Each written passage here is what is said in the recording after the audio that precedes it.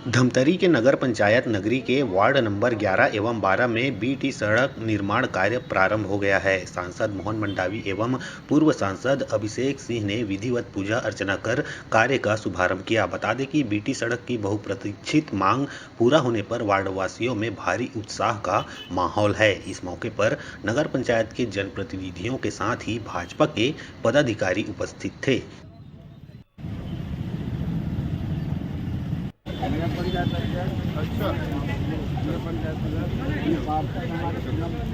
पंचायत नगरी द्वारा वार्ड क्रमांक 11 और 12 में बीटी सड़क का कार्य, डामर युक्त सड़क, चूँकि हमारा जो वार्ड है वो बहुत ही सड़कें जर्जर हो गई थी। सीमेंट की सड़क थी, सिटी सड़क था, वो बहुत ज़्यादा जर्जर हो गया था, जिसे आज डामर करके नवीन सड़क का कार्य किया जा रहा है। बहुत ही ज़्यादा परेशानी में थे वार्डवासी, यहाँ के व्यापारी आने जाने में, क्योंकि इस एरिया में आपका फॉरेस्ट ऑफिस पड़ता है, हनुमान मंदिर पड़ता है, आंगनबाड़ी है, बच्चों का स्कूल है, ऐसे बहुत से शासकीय कार्यालय भी इस रोड में हैं, जिसके कारण बहुत ज़्यादा असुविधा होती थी आने जाने में।